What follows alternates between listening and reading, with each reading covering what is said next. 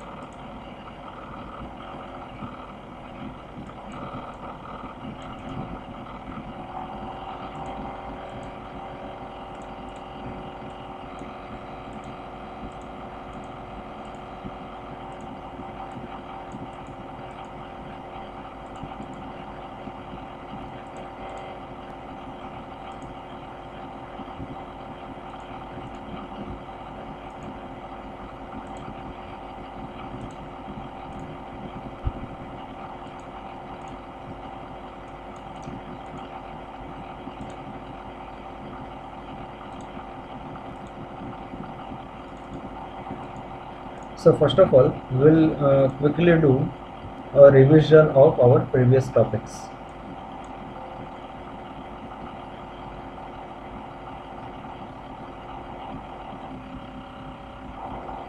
So in our previous lecture, we started with the first part of convection, that is introduction. We started with types of convection. There are two types, free convection and forced convection. In free convection, majority of fluid motion is caused by change in fluid density, and we have gone through all this convection currents process. Second was forced convection, in which the flow of fluid is caused by pump, fan or atmospheric wind. Then there are two types of the flow, laminar flow and turbulent flow. So in laminar flow, the fluid particles move in a flat or curved unmixing layers of stream. So there is a very disciplined motion of fluid particles, while in case of turbulent it is irregular and it proceeds along erratic and unpredictable paths. And to decide whether a particular flow is laminar or turbulent, few parameters are important, like mean flow velocity, density of fluid, dynamic viscosity of fluid, characteristic dimension for fluid passage.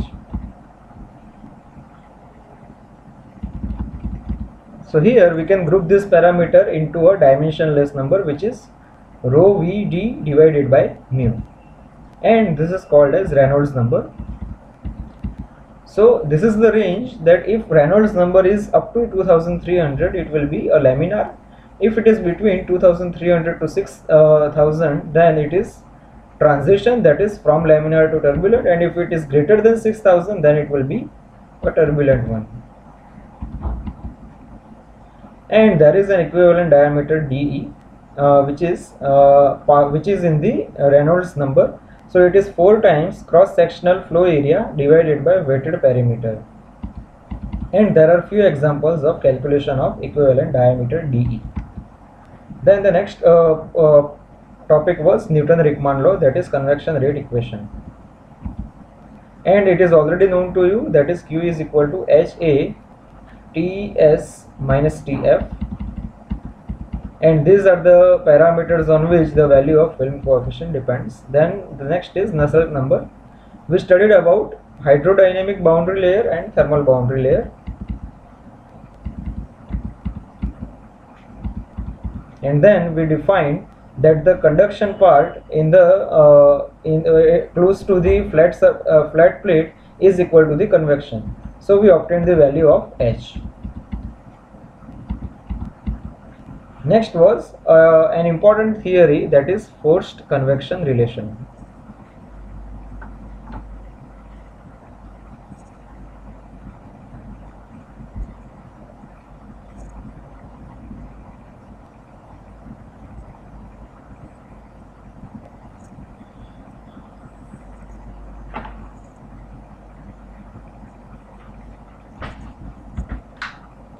So we need to prove that Nusselt number is a function of Reynolds number and Prandtl number. So this is the arrangement, and here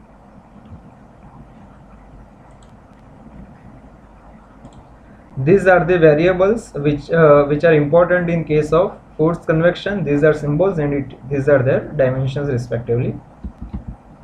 And then we started with we chose to use Buckingham's pi method, which is we have derived in our previous lecture already.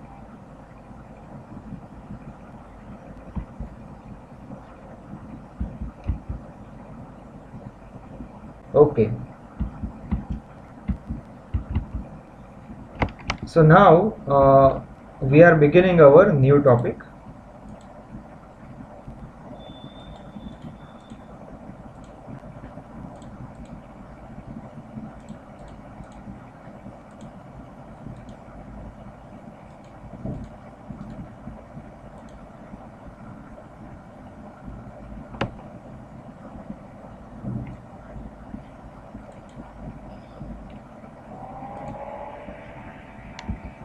So now our next theory and first theory of this lecture is free convection relation.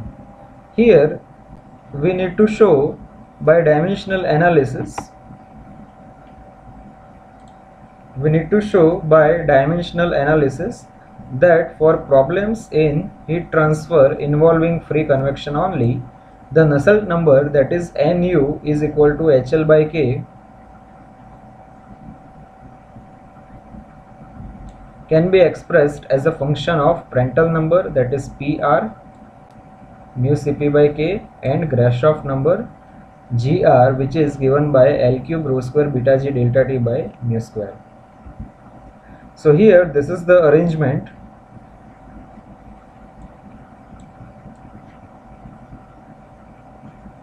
This is the arrangement for the free convection part. And this is the fluid flow, which is shown because of those convection currents. The surface temperature is Ts and the fluid temperature is Tf. G is the gravitational acceleration, which is depending on the location in the gravitational field. Fluid properties are given by mu, K, Cp, G, beta. These are fluid properties. The length of this plate is L, and this plate is actually heated, and this is the heat which is coming out of this plate. H is the heat convection coefficient. So this is all about the figure. And here these are the variables, symbols and dimensions which took part in our analysis. So here fluid viscosity, density, thermal conductivity, fluid capacity, temperature difference, fluid coefficient of thermal expansion, significant length, heat transfer coefficient. Okay, so these are all symbols and these are all dimensions. Okay, so what I would suggest you at this moment is you can pause this video, you can write down this question, figure, as well as this table, because this will be helpful in our next slide. So better you write down everything by pausing this video. I hope that you have already written everything. Okay, so now let's begin. Now again we are not going to do anything else but using Buckingham's pi method. It can be premised that the functional relationship is the function of mu, rho, K, Cp, beta G delta T, L and H is equal to 0. So here there are 8 physical quantities and 5 fundamental units.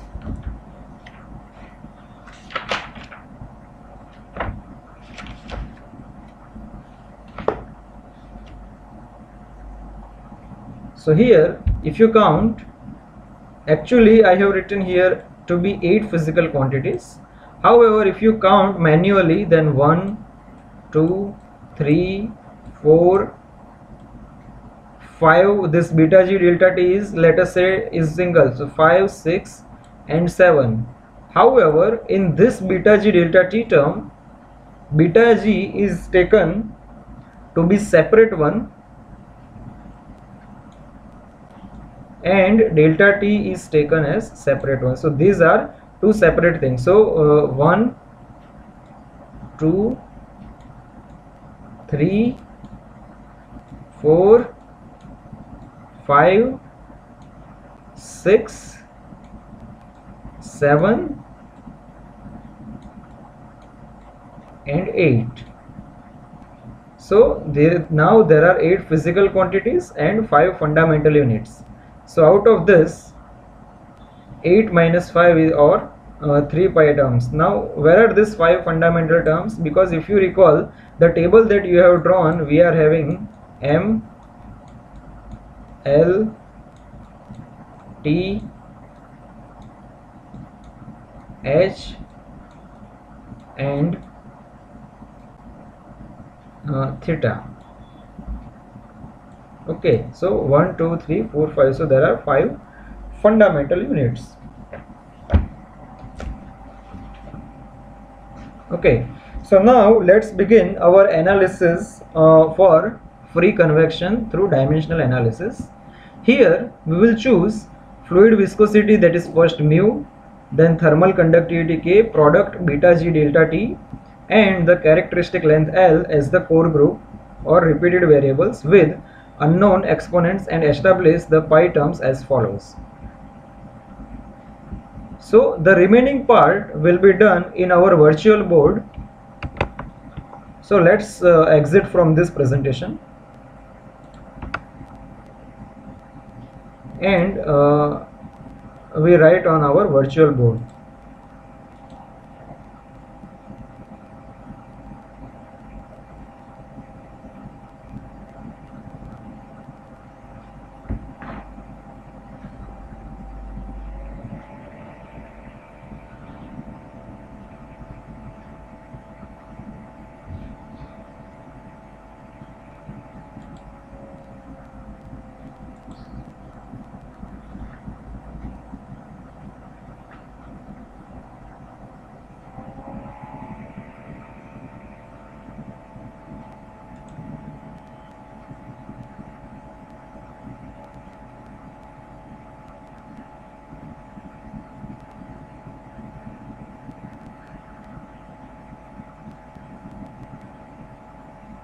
Okay, I think I'm facing some problem with Paint.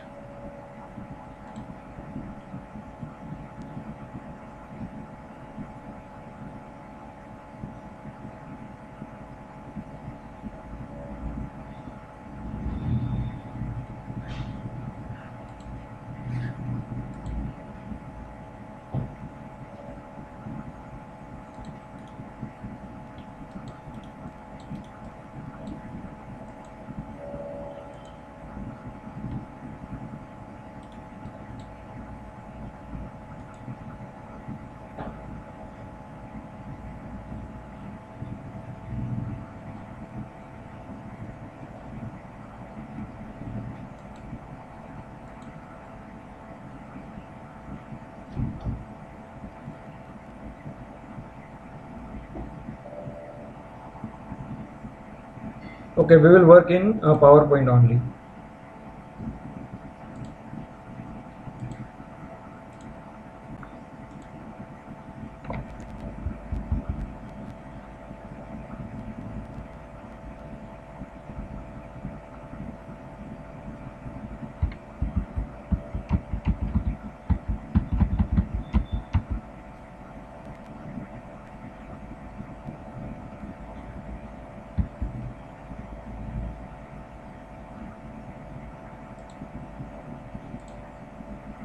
So let's begin our free convection analysis. So we will begin with first pi term.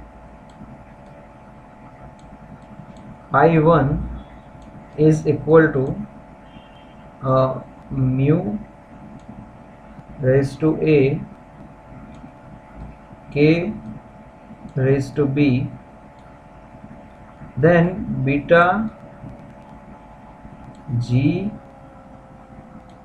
delta T raised to C L raised to D and rho. Okay, so now let's put dimensions of each term. Pi doesn't have any dimensions, so we will put 1, which is equal to m1 L minus 1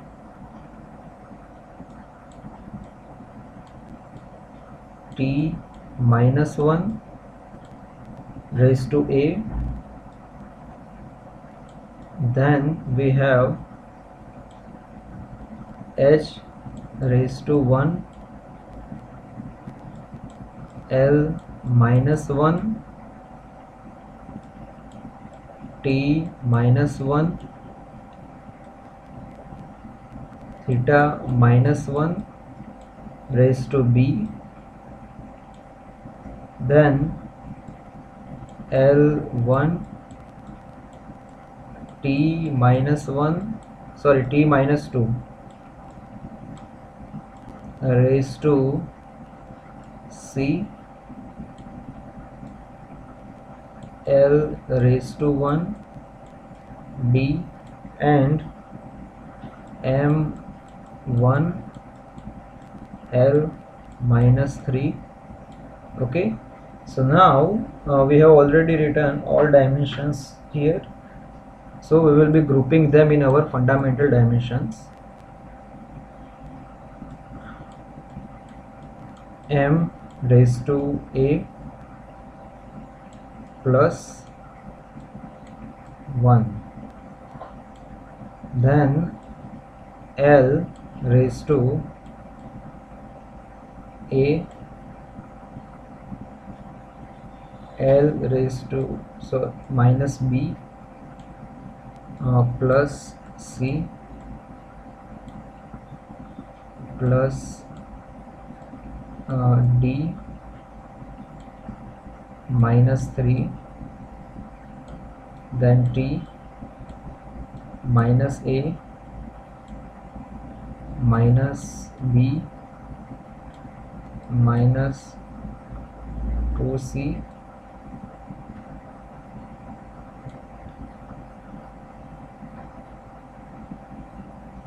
then we have H raised to B and theta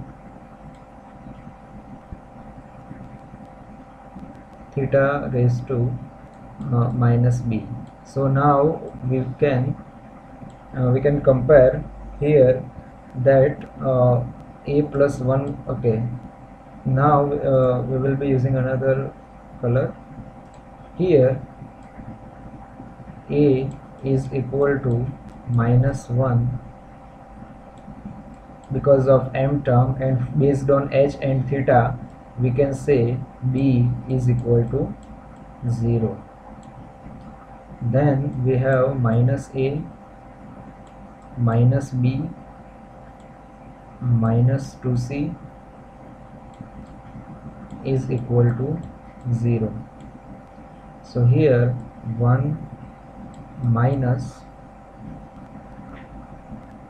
2C is equal to 0. And let me tell you, we are currently working with the power of T. Okay, so here we are getting C to be equal to 1 by 2.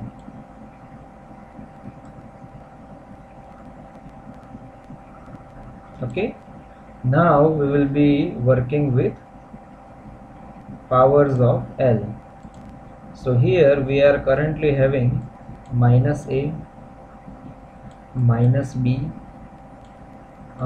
plus C plus D minus 3 is equal to 0.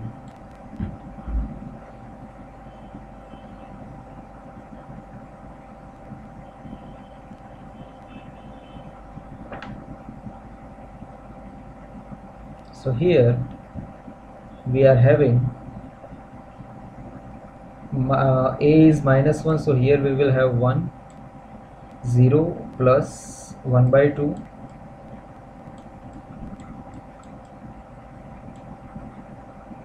plus d equal to, sorry,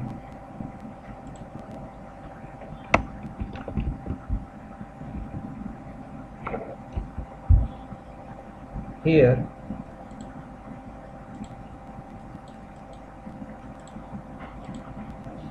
minus 3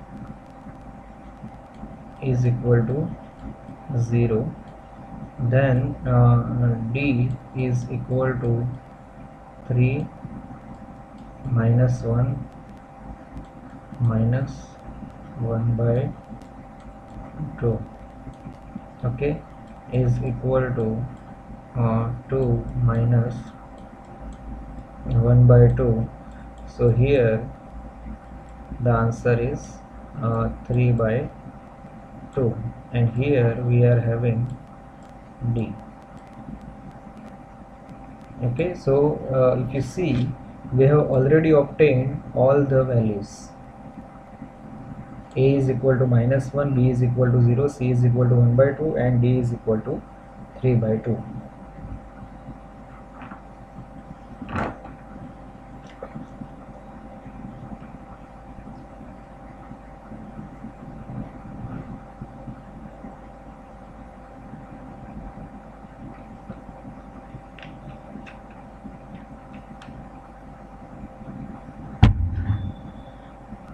So now we can put all the values of A, B, C, D into our pi1 equation.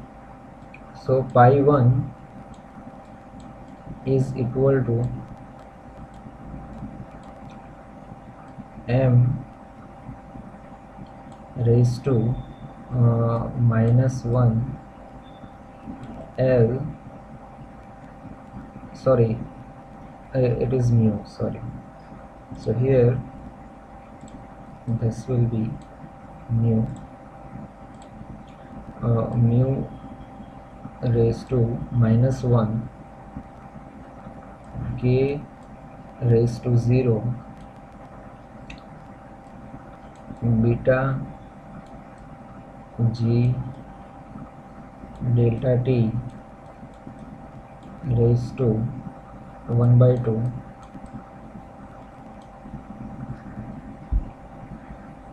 and L raised to 3 by 2 rho. So it is like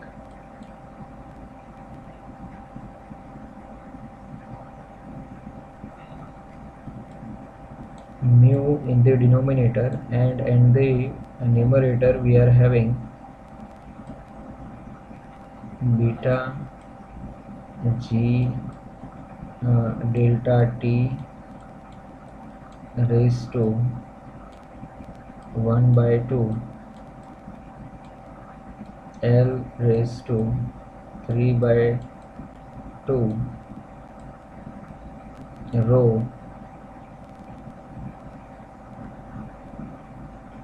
Okay, we are done. So now if you see, we are having half and 3 by 2 power in two terms. So what we will do, that here we will square both numerator and denominator. So what we will be getting after square is beta g delta t L raised to cube after squaring rho divided by mu square. So here it should be rho square because we are squaring. Okay, so finally what we are getting here is the value of pi term, that is pi1, is equal to rho square. I am rearranging the terms only. Rho square L cube into the bracket beta g delta t divided by mu square.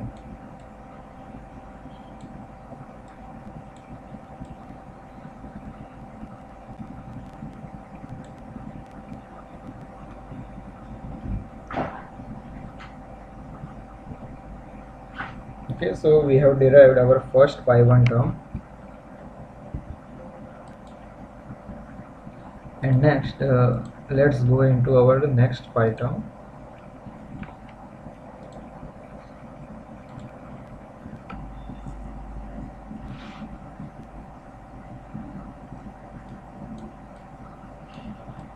Pi2 is equal to mu raised to a k raised to b, then we have beta g delta t raised to c L raised to d and cp, that is specific heat. So let's write down the dimensions first. m1 L minus 1 T minus 1 raised to a, then we have k, that is h1 L minus 1 T minus 1 theta raised to minus 1. And here it will be a power of b. Then here again we are having L1 T minus 1 T minus 2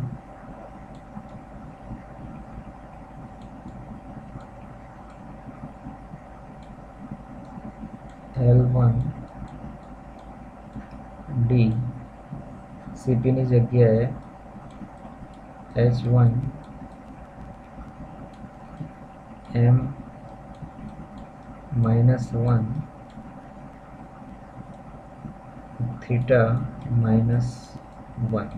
Okay, so now let's take all powers together. So here M raised to a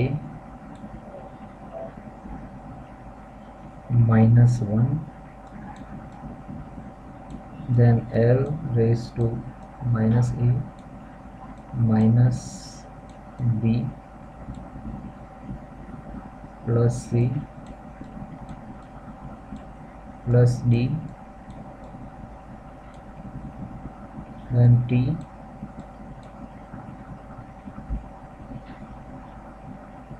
raised to minus a minus b minus 2c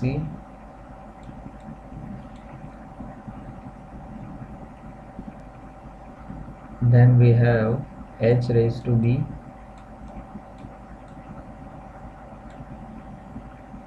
plus 1 and theta raised to minus b minus 1. So now we will be comparing both the terms together.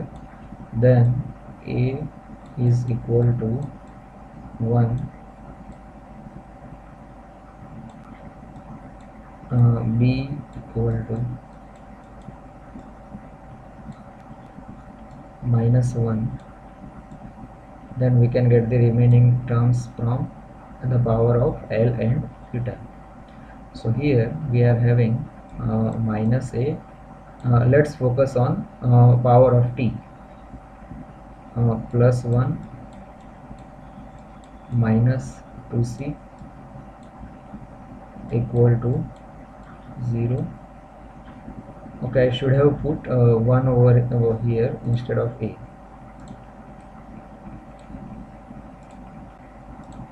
So here we will have minus 1, so we will be getting c equal to 0 based on this. And then let's compare the power of, let's take the power of L. So we will be getting minus 1, then plus 1 plus 0 plus d is equal to 0. Then we will be getting d also equals to 0.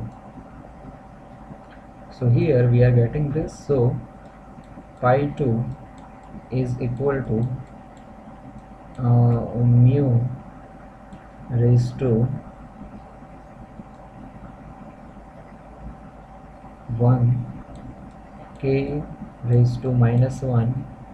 As the powers of C and D are 0, we can directly write down Cp directly. So we are getting here mu Cp by k. So here pi 2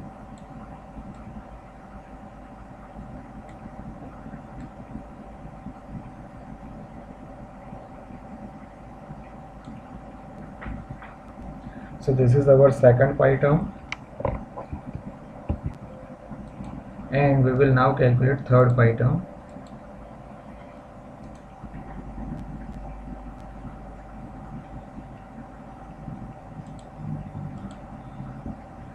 So pi 3 is equal to mu raised to a k raised to b beta g delta t raised to c L raised to D and H. Okay, so now let's begin again. M1 L minus 1 T minus 1 raised to A. Instead of KB we will have H1 L minus 1 T minus 1 theta minus 1 raised to B, then L1 T minus 1 D sorry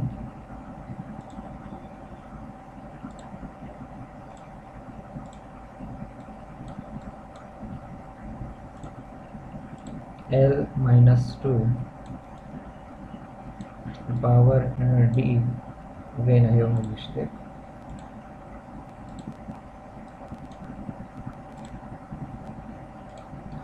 Power is C L1 raised to D and H raised to H1 L minus 2 T minus 1 theta minus 1. So here M A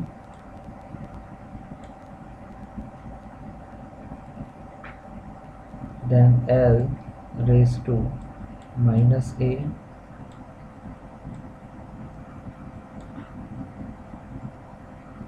minus B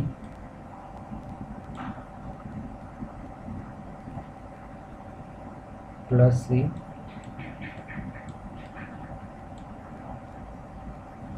plus D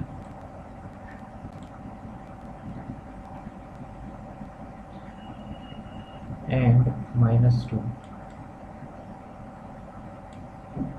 then T raised to minus A minus B minus 2C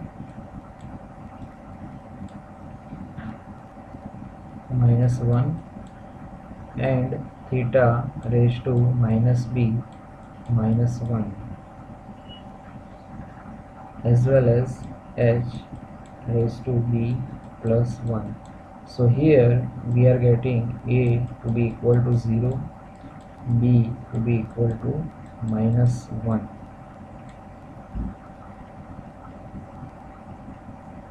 So now we will compare the power of t, that is 1 minus 2c minus 1 equal to 0.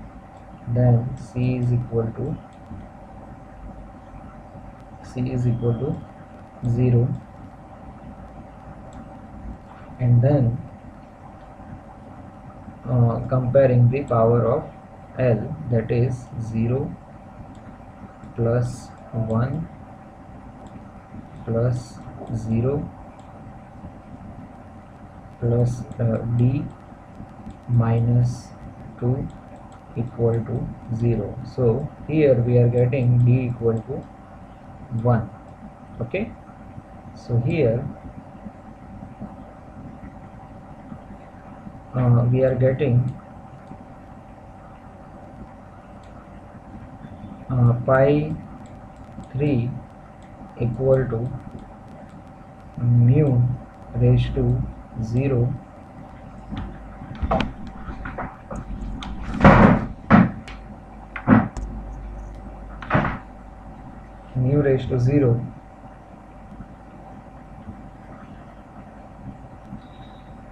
k raised to minus 1.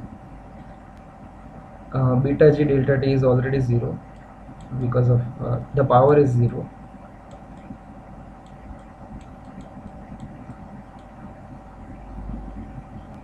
L raised to 1 and h.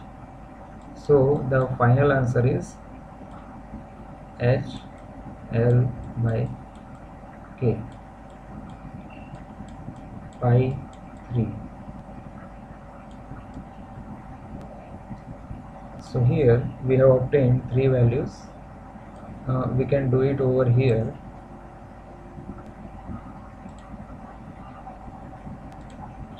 That the function of pi 1 comma pi 2 comma pi 3 equals to 0.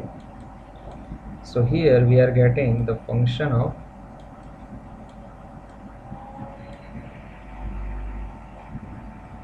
L cube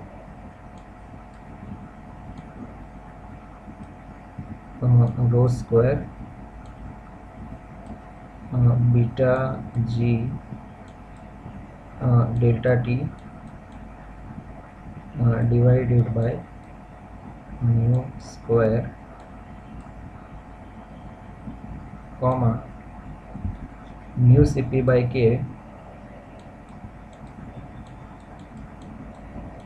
comma hl by k equal to 0. The function of gr,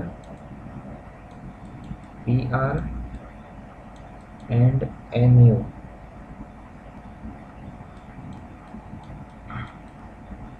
equal to 0. So here we can write down nu to be function of gr and pr. So that's the thing that we wanted to prove. So this is the end of the derivation. Okay.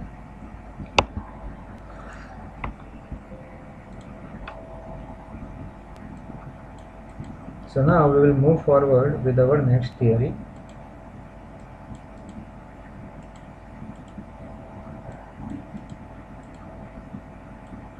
Let's begin. So our next theory is dimensionless numbers.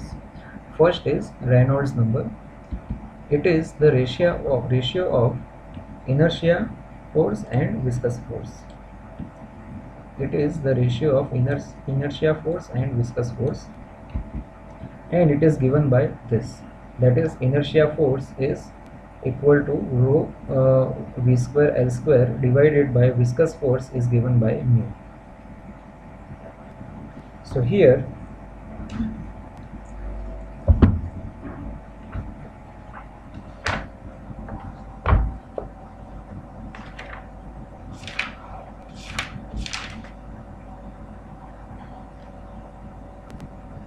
there is a mistake here. Here it should be V and L.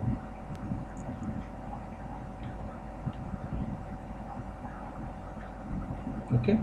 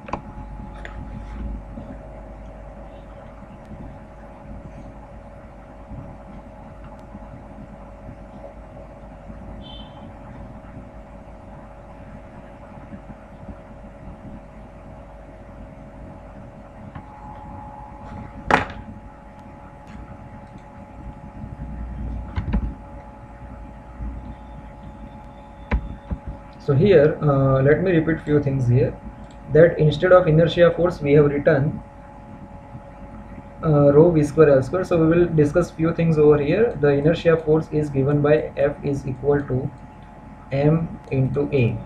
So instead of m we can write down rho A v into v upon t, because acceleration is velocity upon time. So here we can write down rho into, instead of area we can put dimension, length of dimension, that is L square. Here we are getting v square divided by time. So for a while we will not consider time, or we can say that we are taking unit time. So we are getting the inertia force to be rho v square and L square. So that's the thing that is coming over here. Okay. Now as far as viscous force is concerned, the viscous force Fv can be written as sigma into A.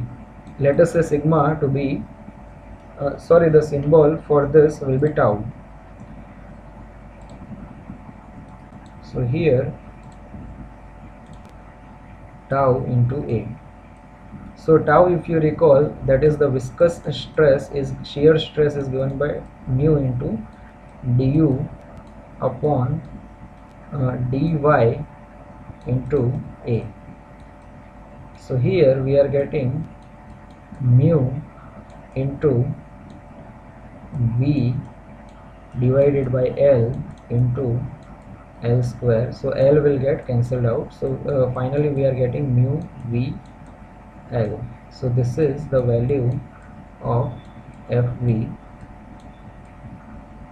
that we are getting. So this is the thing, and finally we are getting rho v L by mu. It is indicative of relative importance of inertia and viscous effects in fluid motion.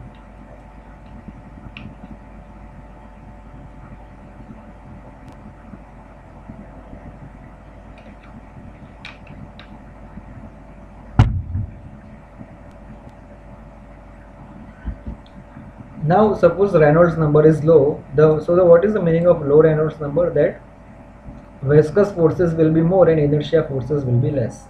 So in such case viscous effects dominate and the fluid motion is laminar. At high Reynolds number, inertia forces are more than the viscous force. So turbulent level will dominates the momentum and energy flux.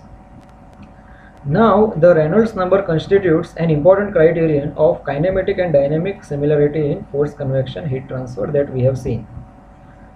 Velocity within the given fields would be similar in magnitude, direction and turbulence pattern when their Reynolds number are same.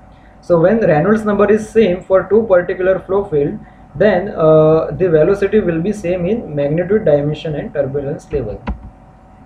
Now our next theory is Grashof number, and it indicates the relative strength of buoyant forces to viscous forces.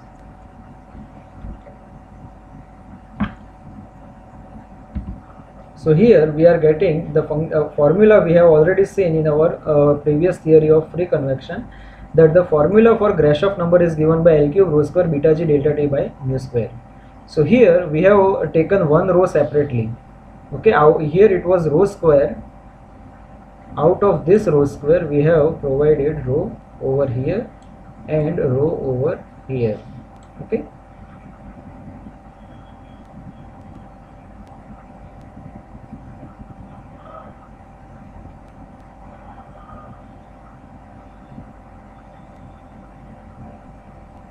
And after that what we have done, we have multiplied and divided with v square L square.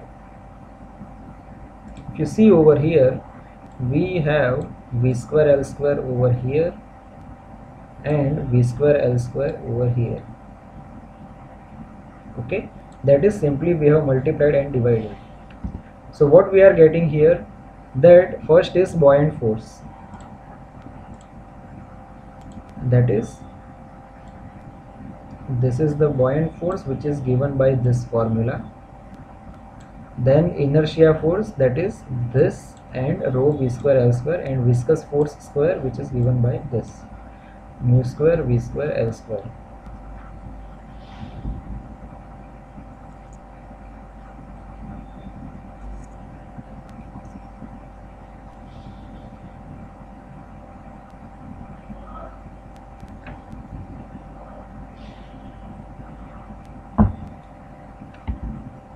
Grashof number represents the ratio of product of buoyant force and inertia force to the squares of viscous forces. Grashof number has a role in free convection similar to, say, that played by Reynolds number in forced convection. So this is also we have seen in our previous derivation, that Grashof number was part of free convection and Reynolds number was part of forced convection. Now here the free convection is usually suppressed by small gr values and begins at some critical value and then becomes more and more effective as gr increases. So as gr increases, the free convection dominates. Now the next theory is Prandtl number. It is indicative of relative ability of fluid to diffuse the momentum and internal energy by molecular mechanism. Now we can understand this with the help of formula. Here it is not gr, it should be pr.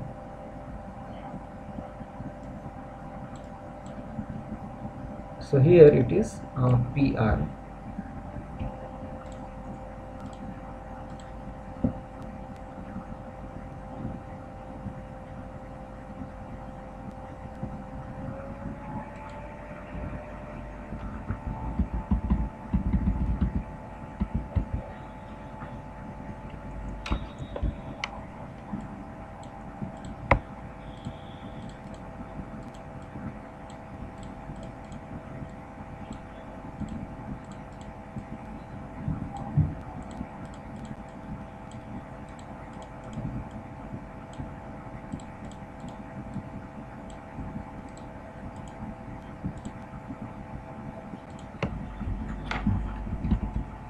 So the formula is mu Cp by K.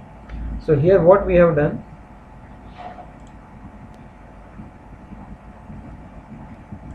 here instead of mu we have written rho into nu, that is nu is given by mu divided by rho.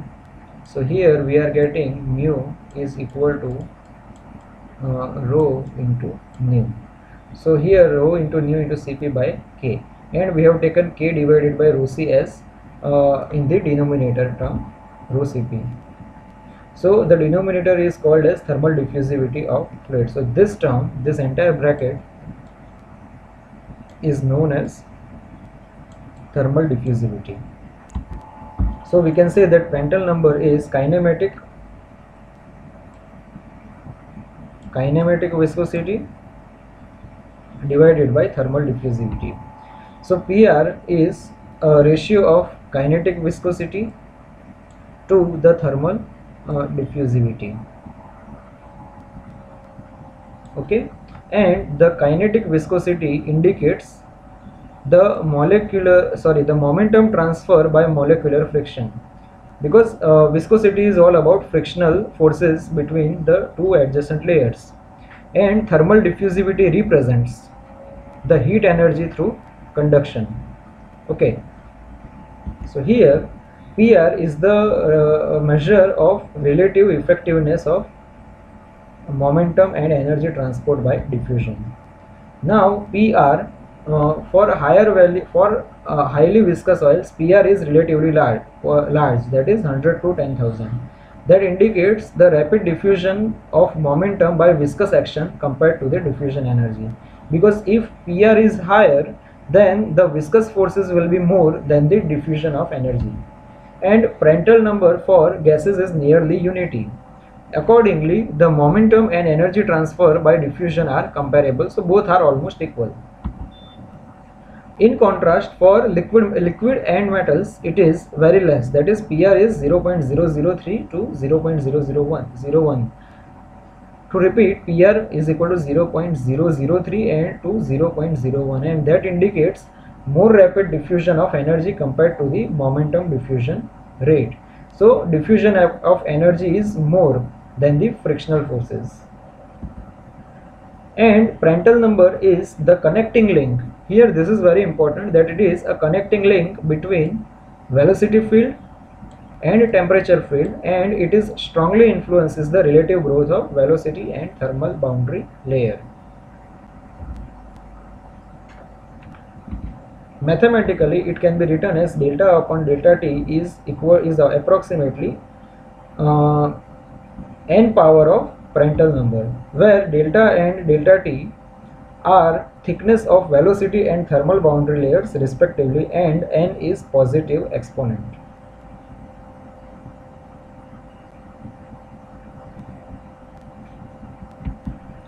For oils, delta is much less than delta T. For gases, delta is approximately delta T, and for liquid metals, delta is much greater than delta T. Okay. Now our next dimensionless number is Stanton number. It is the ratio of heat transfer coefficient to the flow of heat per unit temperature rise due to velocity field. So Stanton number is given by H, as it is written over here, the heat transfer coefficient to the flow of heat per unit temperature rise.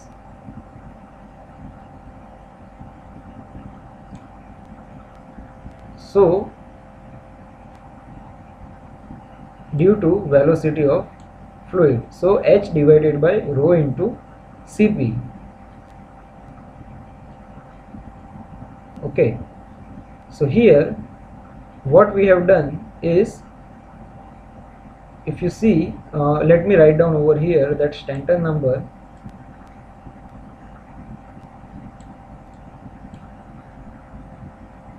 is given by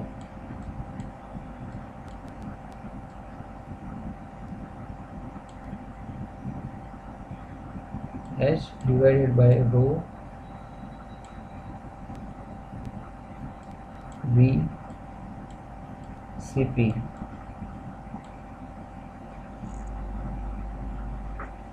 So here it is, what we have done is H multiplied by L by K divided by rho V Cp multiplied by L by K into mu divided by mu. Okay, so instead of, if you see, we have made some mathematical arrangement over here, and HL by K is Nusselt number. Then here in the denominator, what is happening, HL by K into divided by rho VL by mu multiplied by mu Cp by K. So if you see, rho VL by mu is Reynolds number and mu Cp by K is Prandtl number. So let me erase this part.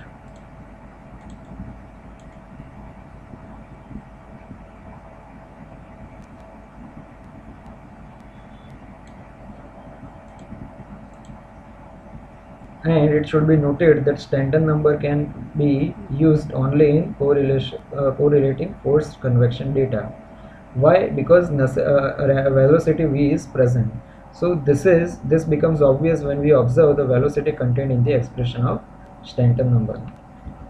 Now our next theory is Peclet number, that is PE. It is the ratio of heat flow rate by convection to flow rate by conduction under unit temperature gradient and through thickness L. So here convection is given by mCp for unit temperature rise. So instead of m we can write down rho AV into Cp. And Q conduction is based on Fourier's equation Ka delta T by L. So here Ka over L.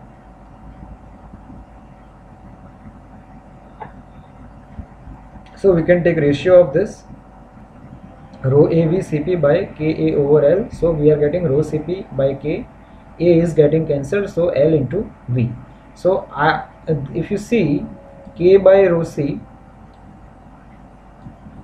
is nothing but alpha. So LV upon alpha is our final Peclet number. So here there is another way we can deal with this.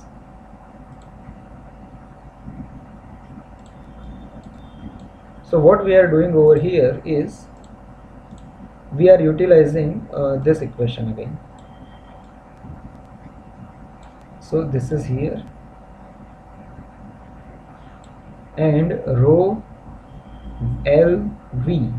So we have combined rho L and V, that is we have combined this, we have taken this, and we have taken this, divided by mu. So we have multiplied and divided with mu into Cp by K. So we are getting, this is our Reynolds number and this is our Prandtl number.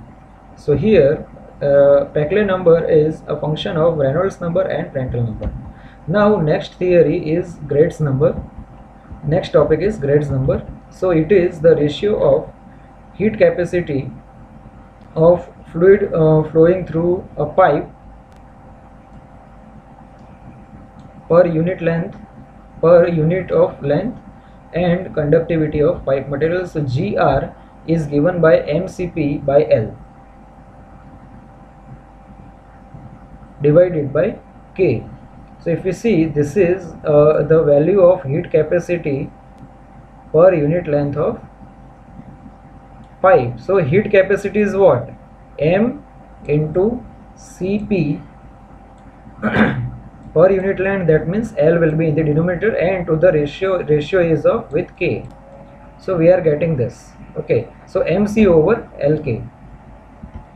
Now instead of M we can write down rho A into V.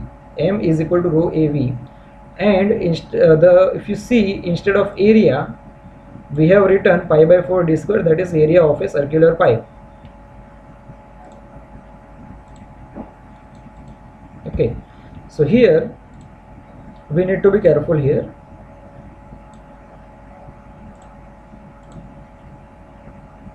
So you should focus on this. So GR we have taken pi by 4 completely outside because it is merely a constant. If you see, multiplied by rho V into D. So we have utilized rho D and V. We haven't taken D square. We have only taken 1 D out of this. So rho V D by mu. Why mu? Because actually mu is not present in our this red box, so we have multiplied and divided with mu. Let me remind you, we haven't utilized 1D which was present over here. So after that we are having Cp by K, and that 1D which was not utilized is kept at last, and in the denominator we are also having L. So once you go through this carefully, you will be able to obtain this. Okay, so rho Vd by mu, that is this term, is nothing but Reynolds number mu Cp by K is nothing but Prandtl number and D by L. Okay, so there is another way we can deal with this again. So this is a new part, that is GR is M Cp by Lk. So instead of M we can put rho Av Cp by L. So here K, if you combine K, rho and Cp, you will be getting alpha.